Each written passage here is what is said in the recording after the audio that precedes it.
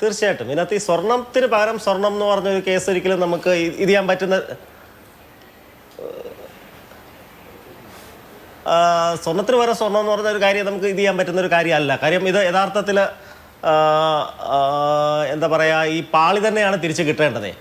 പാളി തന്നെയാണ് തിരിച്ചു കിട്ടേണ്ടത്. പാളിക്ക് പകരം സ്വർണ്ണം, അതായത് ഒറിജിനൽ പാളി മാറ്റിയിട്ട് ഇവർ യഥാർത്ഥത്തിൽ ഈ പറഞ്ഞ ഇതിൻ്റെ ഇക്വലൻ്റ് ആയിട്ടൊരു സ്വർണ്ണം, അത് അവരുടെ തന്നെ റിപ്പോർട്ടിനകത്തുണ്ട്, ആ സ്വർണ്ണമല്ല അതിൻ്റെ ഇക്വലൻ്റ് ആയിട്ടൊരു സ്വർണ്ണം എടുത്തു എന്നുള്ള രീതിയിൽ തന്നെ ഉണ്ടല്ലോ ആ റിപ്പോർട്ടിനകത്ത്. അപ്പം അതുകൊണ്ട് അത് പാളിയാണ് തിരിച്ചു കിട്ടേണ്ടത്. പിന്നെ ഈ പറഞ്ഞ കട്ട്ലയുടെ മേളിലുള്ള പ്രഭാവലി എന്ന് പറയുന്ന തോരണം, അതായത് നമ്മൾ സാധാരണ ശ്രീകോവില ഗരദ്വാരങ്ങൾ അങ്ങനെയൊക്കെ വരുന്നതിൻ്റെ മേളിൽ തോരണങ്ങൾ എന്ന് പറഞ്ഞിട്ട് അത് ഗജലക്ഷ്മി വരാറുണ്ട്, മറ്റേ അങ്ങനത്തെ പല പല വർക്കുകൾ വരാറുണ്ട്. ഇപ്പം ഇവിടുത്തെ ആ ഒരു വർക്ക് ഇതാണ്, മറ്റേ ലതകളൊക്കെ ഉള്ളൊരു വർക്കാണ്. ആ വർക്കും ഇത് നമ്മുടെ ജയറാമിൻ്റെ വീട്ടിൽ ഈ സാധനത്തിൻ്റെ ഫോട്ടോ ആദ്യം കാണുമ്പോഴേ, ഈ രണ്ടാമത് ഉണ്ടാക്കിക്കൊണ്ട് വരുന്ന ഫോട്ടോ കാണുമ്പോഴേ ആ വീട്ടിൽ വെച്ചിരിക്കുന്ന ഫോട്ടോയ്ക്കകത്ത് ഇതെല്ലാം ഉണ്ട്.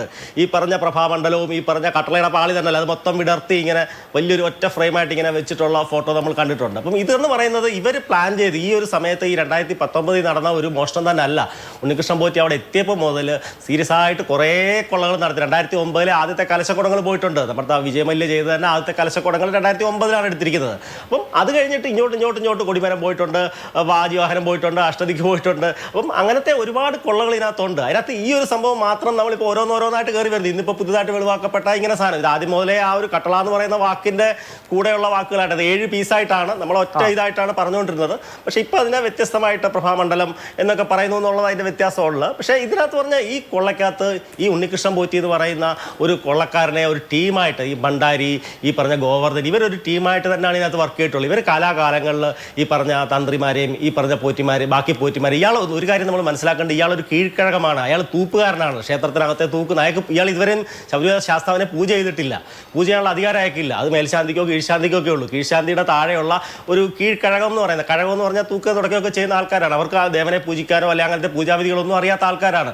ഇവരെയാണ് നമ്മൾ മനസ്സിലാക്കേണ്ടത്. ഇവരെ വലിയ രാഷ്ട്രീയത്തിൻ്റെ ഉന്നത നേതൃത്വത്തിലൊക്കെ ഈ ദേവസ്വം ബോർഡ് പ്രസിഡന്റാണ്, അന്നത്തെ പ്രസിഡന്റ് തന്നെയാണ് ഇയാളാണ് മഹാതന്ത്രി എന്നൊക്കെ പറഞ്ഞ് കൊണ്ടുപോകുന്നത്. അതൊക്കെ വളരെ ദുരൂഹമാണ്. അതുപോലെ തന്നെ ജയറാമിന്റെ ഒക്കെ വീടുകളിൽ ഈ സാധനം 3 പ്രാവശ്യം പ്രയാർ ഗോപാലകൃഷ്ണൻ അവിടെ കൊണ്ടുപോയതല്ലേ, സോണിയാഗാന്ധിയുടെ അടുത്ത് ഇയാളെ കൊണ്ടുപോയതല്ലേ, ഒറിജിനൽ തന്ത്രിയെ കൊണ്ടുപോകാമല്ലോ. ഇപ്പോൾ സോണിയായ്ക്കൊരു എന്താ പറയുക, യഥാർത്ഥ ഒരു പൂജയ്ക്കോ അല്ലെങ്കിൽ എന്തായാലും ഒരു ആചാര്യനായിട്ടാണല്ലോ അദ്ദേഹത്തെ കൊണ്ടുപോകുന്നത്. ശബരിമലയിലെ ഒരു ആചാര്യൻ, അതായത് ഒരു ബിസിനസ്സുകാരനായിട്ടല്ല പോകുന്നത്. ബിസിനസ്സുകാരനായിട്ട് പോയി കഴിഞ്ഞാൽ അവിടെ ബിസിനസ് ഡീലാണ്. ബിസിനസ് ഡീൽ അല്ല, ഇതൊരു താഴ്ത്ത് കെട്ടുവാണ്, ഒരു ചരട് കെട്ടി കൊടുക്കുകയാണ്. ഒരു ആചാര്യൻ, ഒരു ക്ഷേത്രത്തിൻ്റെ ആചാര്യൻ അല്ലെങ്കിൽ പോറ്റി അല്ലെങ്കിൽ ഒരു പൂജാരി എന്നൊരു കോൺസെപ്റ്റിലാണ് കൊണ്ടുപോകുന്നത്. അപ്പോൾ അത് ശബരിമലയിലെ മഹാതന്ത്രിയായിട്ടുള്ള കണ്ഠര രാജീവരെയോ ബ്രഹ്മശ്രീ കണ്ഠര മഹേഷ് മോഹനരെ അല്ലേ കൊണ്ടുപോകണ്ടേ. അപ്പം അവിടുത്തെ പൂജ പോലും ചെയ്യാത്ത, ഇതുവരെ അയാൾ ജീവിതത്തിൽ ശബരിമല ശാസ്താവിന്റെ പൂജ ചെയ്തിട്ടില്ല. അയാൾ കീഴ്ക്കഴകമാണ്. തന്ത്രിയോ പോറ്റിയോ അവിടെ കയറുമ്പോൾ അയാൾക്ക് കയറാൻ പറ്റില്ല.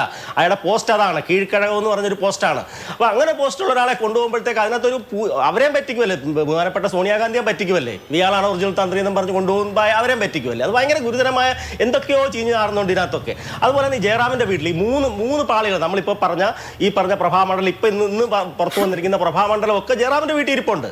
ആ 3 പ്രാവശ്യം ഉണ്ട്. നമ്മൾ ആദ്യം ഇതെല്ലാം ഒറ്റയായിട്ടാണ് കേട്ടെ. അപ്പം അന്വേഷണം ആ വഴിക്കൊക്കെ പൂർണ്ണമായിട്ടും ആ പറഞ്ഞ ഒരുപാട് സിനിമാക്കാർ വന്നിട്ടുണ്ട്. അതിലൊന്നും പോവാതെ ഈ പാളികൾ തിരിച്ചു കിട്ടില്ല.